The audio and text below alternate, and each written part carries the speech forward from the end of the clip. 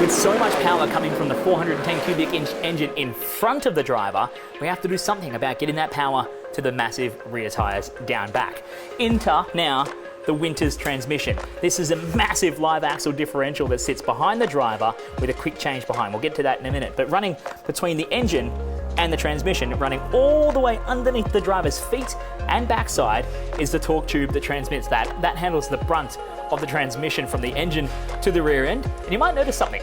No gearbox in a traditional sense. No clutch, no flywheel, no gearbox. It just goes straight from the engine to the rear end with one simple operation of the gears. You see this little selector down here? That's driver operated. There's only two choices, in gear or out of gear. There's nothing else in between.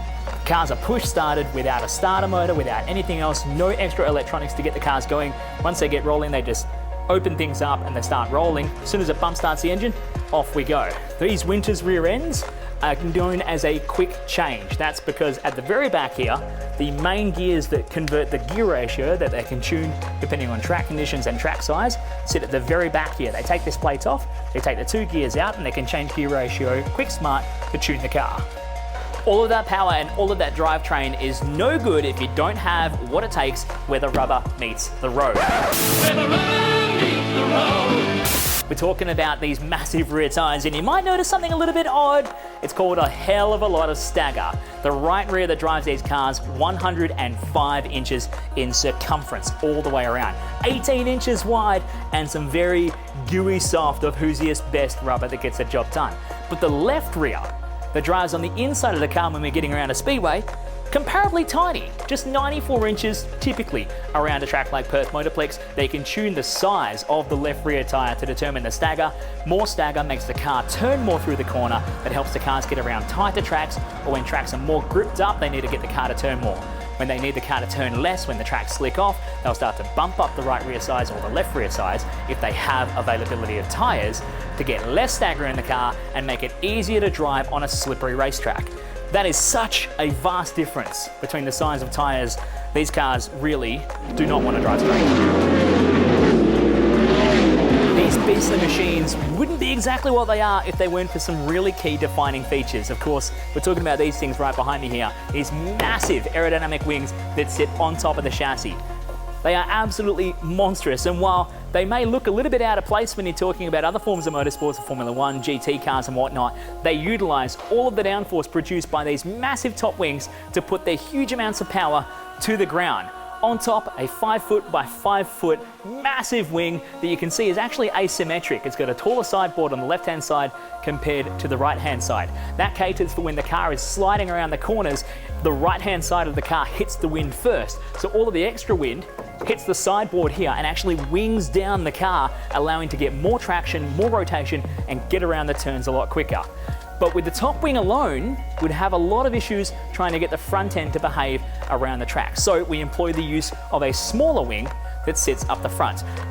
The entire job of the front wing is just to put weight over the front tyres to get some steering response and a bit of normality into the car. Just simply a smaller version of the top wing with a couple of small differences. You'll see there's not really any differences in the left side or the right side boards. They're symmetric as far as the wing and the sideboard shape goes, and of course they are fixed. The top wings on modern day 410 cubic inch sprint cars are actually movable in two key different ways. Just as the front wings are, we can change the wing angle by moving the tree here. So you make a simple adjustment, pull the pin out, slide the tree up, and that changes the overall angle of the wing in relation to the rest of the car.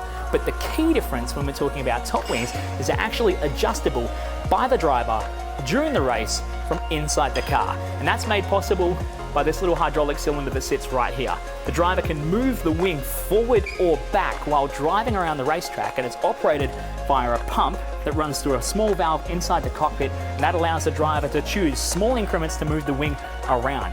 Why would we want that? Well, for an ever-changing racetrack like speedways are, and ever-changing race conditions, as the fuel burns off in the back of that massive 33-gallon fuel tank that sits out back, all of the weight balance and the chassis handling balance of the car changes very rapidly. So the driver has the one thing that they can tune outside of their driving style, and that's to move the wing around on the car. They move the wing more forward, they'll get more rotation, more steering response, the car will be more loose, more sideways around the racetrack. They move the wing back, the car will be slower to rotate, there'll be more weight pushing down on the massive rear tyres at the back, and the car will be more tight around the racetrack, meaning you have to turn more to get it to go around the corners. That's the one thing, and literally the one thing only, that these drivers have to actually control the handling of the car outside of just the pedals and the steering wheel, and it's these massive wings that sit on top.